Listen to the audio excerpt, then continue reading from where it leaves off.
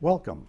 I'm Carl Frederick, and I will be interviewing individuals for Kenosha Voices, an oral history project of the Kenosha County Historical Society in conjunction with Kenosha Community Media. I have worked in newspapers for more than 40 years as an editor and a reporter. 38 and a half of those years were at the Kenosha News.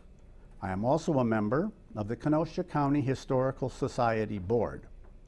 We hope you enjoy these programs.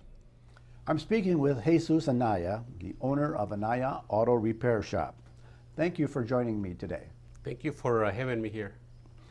When did you come to Kenosha? I came to Kenosha in 1973. And where from? Originally, I came from Mexico. My parents were living in Wyoming, so I did move to Wyoming. I stayed there for a couple of years, working on the fields, sugar beets, and all that stuff. Then I moved to Kenosha, and I've been here for the rest of my life here. What brought you to Kenosha? Basically, I was more interested in seeing. I was 19, so I was interested in seeing what was new. Maybe I might work here, I might go back. So it was really just more of the adventure of being here. One of my sisters was actually living here, so it made it easier for me to come here. Okay, and once you came to visit your sister and look at the city, what did you think when you got here? When I came to it, everything was new to me because Wyoming is population 4,000 people there where I was living. Yes, we used to drive to Cheyenne and Denver and all that stuff because we work in those areas, but it was very open.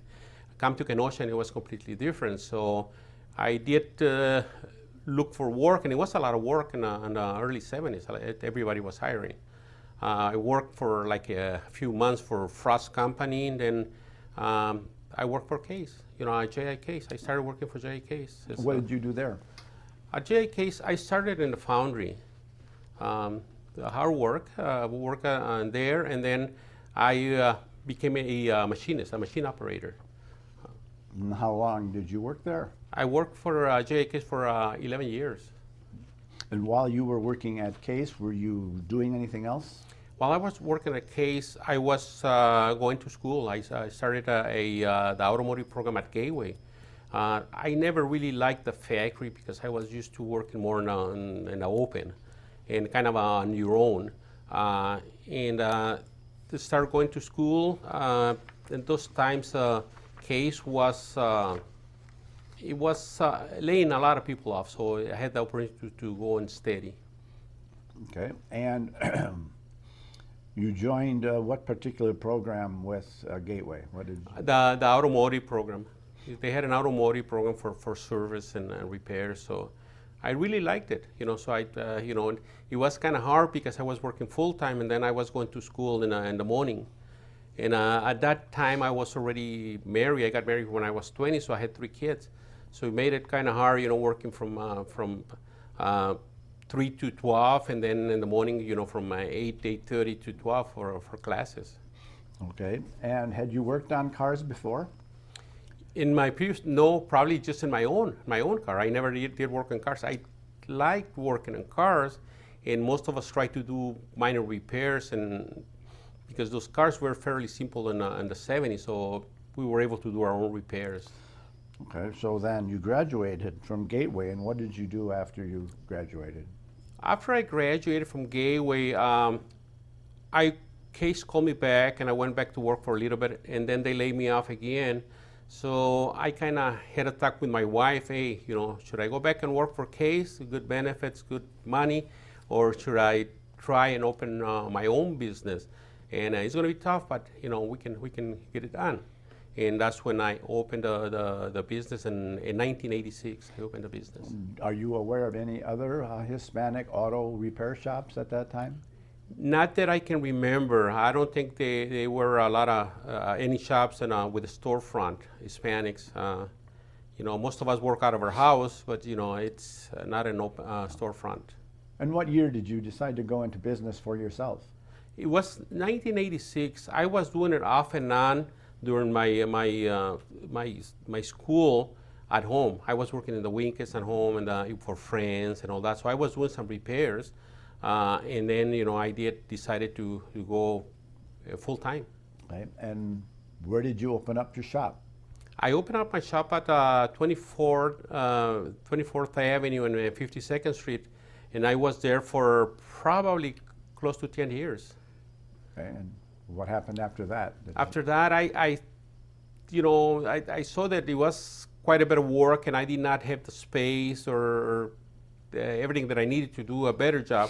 So I decided to build a bigger facility. Okay. And that happened that I bought a lot right next to Chrysler on 26th and 52nd, and I had a 5,000 square feet building done. Okay. Were you working alone at that time? At that time, I already had 2 people working for me. So basically, the people worked for me, and I was in charge of some of the diagnostics and actually the front. My daughter was coming in at that time part-time to work there at the shop because she was going to school. But the first 10 years, I did the first expansion there. Okay. And did you have any other family work with you at all? No. My daughter worked there. Of course, my other 2 kids did help. They were always helping, coming in and cleaning and doing whatever they have to be done, but not as far as employees or full time. Okay. And what did you have your own business now? You have 2 repair people working with you, and how was that going at the time? It was going very good, and basically in the late 90s, early 2000s, I saw that it was a need for a bigger place because I was getting a demand for a lot of bigger vehicles, your delivery trucks and all the stuff. So I kind of decided to expand I add another 5,000 feet so I can accommodate the bigger trucks and get an alignment machine and service my customers better. And at that point, I had to hire more people, so I did hire another two people. Okay, so what year did you add the second the expansion of the 5,000? The second expansion was done and probably around year 2000. Okay. And then did the expansion invite you to add more people? Yes, I was able to hire more. I needed more people because the facility was pretty big, and we were getting into the bigger jobs. Basically, we got to work in, from light duty truck to bigger trucks, delivery trucks, or even school buses. So yeah, the facility did serve its purpose at that point, and I was able to have the people that I needed to do the job, get the job done. Okay, and what vehicles did you begin? I mean, when you started your business, what type of work were you doing? At the beginning of my career, I was basically doing a lot of your domestic cars, your AMC, your Javelins, your Oldsmobile, the older, whatever it was, everybody was driving. They were fairly easy to work. It was more of a mechanical failures, or if you had to diagnose, most of the time you can go and see the problem right away. How did that change? That changed a lot. It seems to be like technology changed every 10 years. It's a big gap. We went from carburetors and point ignition to electronic ignition, fuel injection, computerized controls. Everything. So it was a big change. And when you added foreign cars? We did work in a lot of your Audis and your Europeans and Asian cars. So yes, that is part of whatever the customer drives. That's what you work on. Okay, and after the foreign cars came in, did that increase technology, computerization, or was it already in the American cars as well? It was kind of there.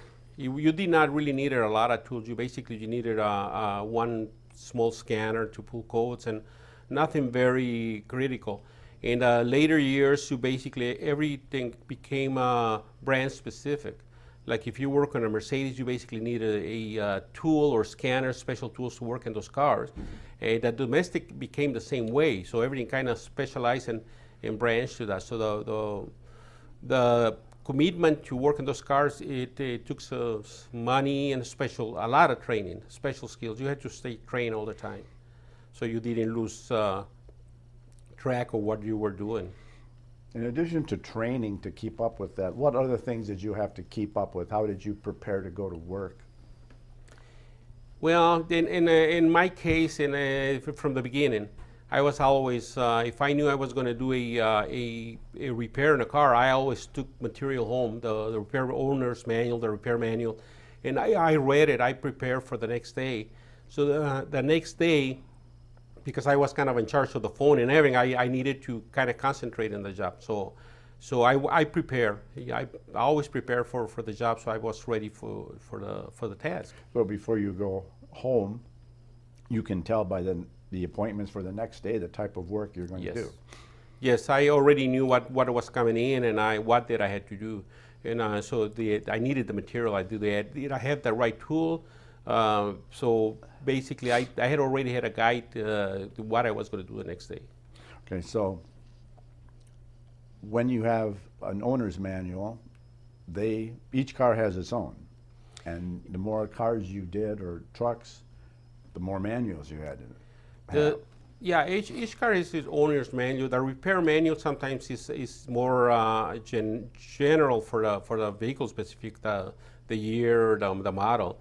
For the later years, it's just a lot of information. So instead of having just the books, buying the books, we end up subscribing to a database where you have all the information for every brand, every car in the market.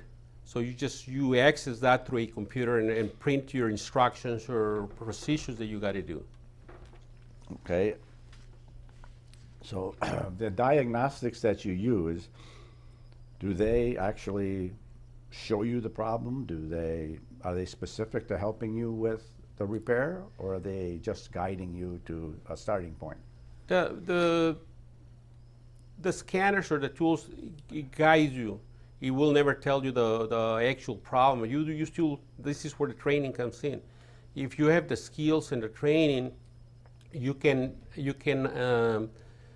diagnose a car better because you will not make any mistakes. If you follow the scanner, you probably will end up replacing parts without being needed.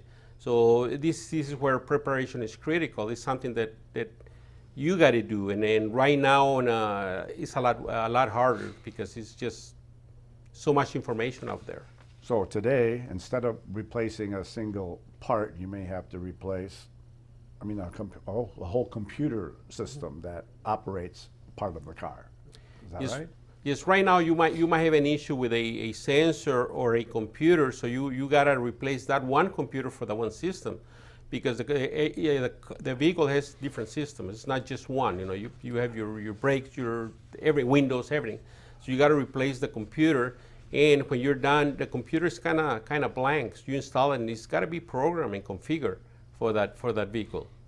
So it does take training. You can have the tool, but if you don't know how to use it or you don't know what you're doing, you can make a lot of mistakes. So you have to, as an automotive technician, you need to understand how that computer system works and then what kind of things have to be programmed into it so that it functions and works with other car systems. Well, the computer basically is more of is designed to, for example, open your windows, or things like that. And sometimes the computer communicates with a different computer with a body controller, with a brake controller. So you got to program it, and you got to tell, hey, the vehicle's got ABS, it's got power windows, it's got, all kinds of things, automatic transmission. So it's got to be programmed. It's got to be told what systems are in the car so they can actually work together, all the computers. Okay, how do you find employees? How do you keep employees?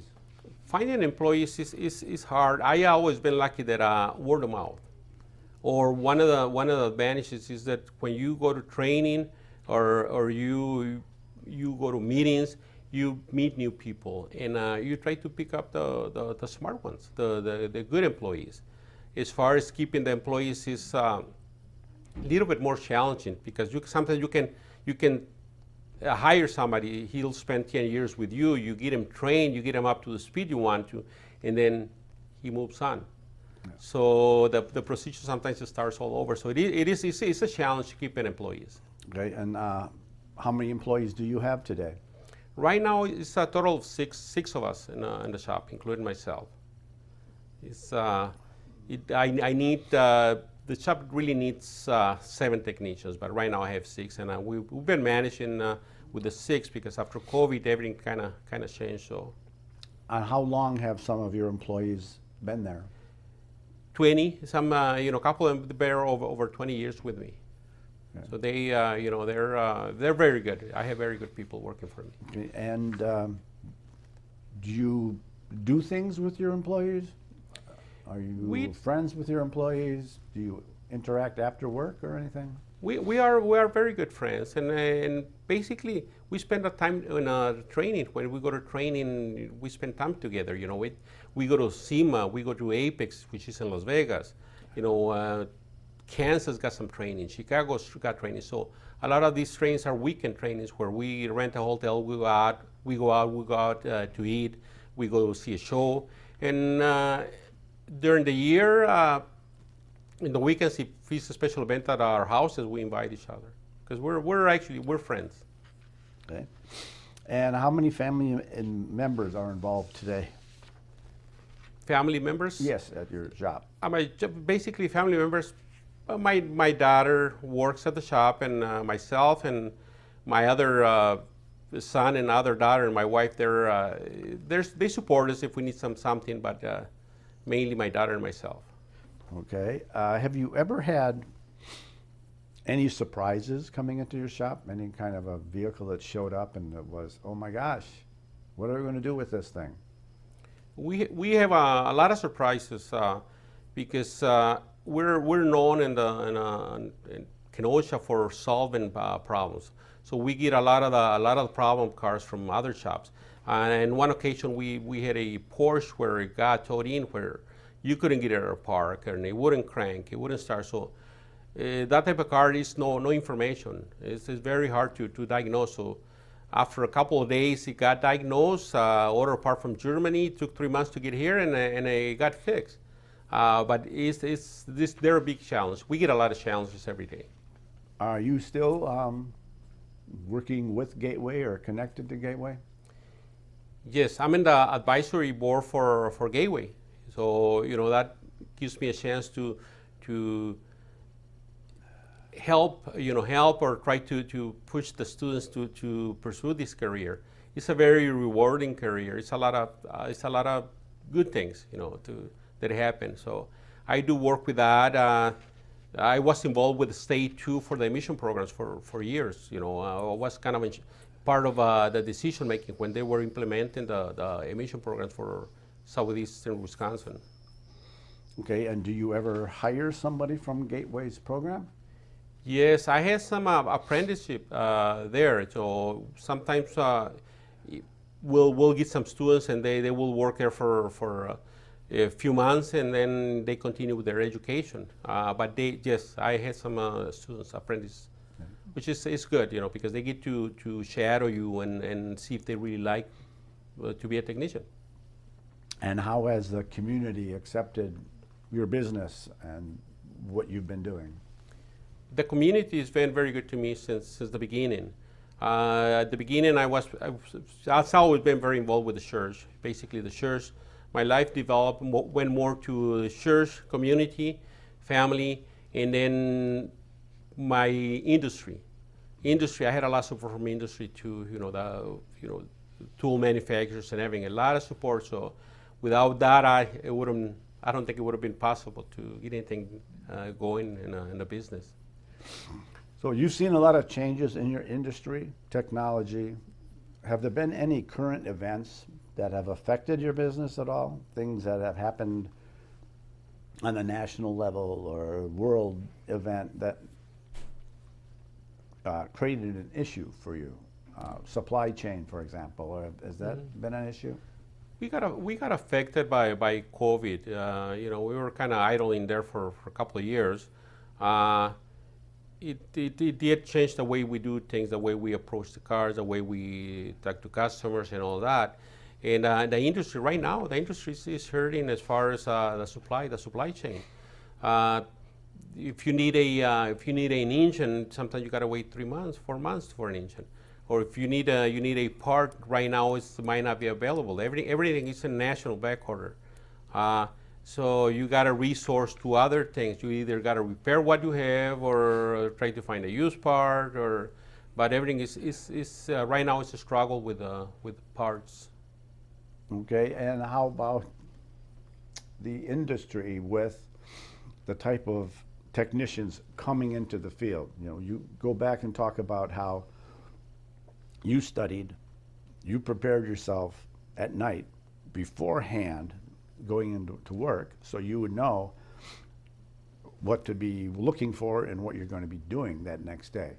Has that changed at all in the recent years? I think it has changed a lot. In our earlier career, me and some of my friends that they own a business, we spent a lot of our time in training, you know, from Monday to Friday, Chicago, Milwaukee, Kenosha, whatever we could get training, we were hungry for training. And right now, the newer generations is a lot different. It seems to be like if they're not getting paid, they're not willing to do it. They'll show up to work and they'll do the job, but if they don't, it's not a lot of preparation. I don't know if all of them do it, but it seems to be that's lacking. I don't know if they're not motivated. And a lot of us, we used to see our job as a career, like we wanted to be there. And right now it's a little bit different. It's harder to get them to read. They don't like to read, the industry has a lot of magazines and it's a lot of good information out there. Well, nobody really reads a lot of the stuff anymore. I don't know if they really get trained on their phone, YouTube or something, but it's not, I don't think they're readers. At least I don't see it. How have you seen Kenosha change since you opened up your shop? As far as my industry, Kenosha has changed a lot. It's a lot more competition. You see shops everywhere, and I don't know. It seems to be like a business. If you don't make it the first 10 years, you're out. I don't know if they're going to succeed or not, because right now to start a business is a lot harder than it was 30, 40 years ago because of the technology, because of the technician challenge. So if you're trying to get in business and you don't really have the skills that a lot of us built over the last 20, 30 years, and you want to start fresh, it's going to be very hard. They're going to struggle. And how have you seen Kenosha as an accepting community or something else? Okay, Kenosha is great. It's it's my home. It's a community that it supports small business. They're always out there for all of us, and that's great because I believe in supporting our city first, and then I move out, for everything that I do or I buy, and that's the thing that Kenosha has. They're great. They're without community support, I think none of us will have a business, because there's a lot of choices they have right now. They can pretty much go anywhere. And so Kenosha is a great city to be. And looking back now, to 1986, and opening up your shop, and all you've gone through the last close to 40 years, would you do it again? I would do it again. I was fortunate that from the beginning I had family and friends, community support. That for me made it a lot easier. Nobody would be able to do it by himself. I couldn't do it by myself unless you had the support that I had from family, community, and industry. Industry. A lot of support out there. It was during those years. Right now, industry has changed quite a bit, but it used to be there. So I would definitely do it again. Very happy with what I done and what where I'm at. Thank you for joining me today. Thank you for everything.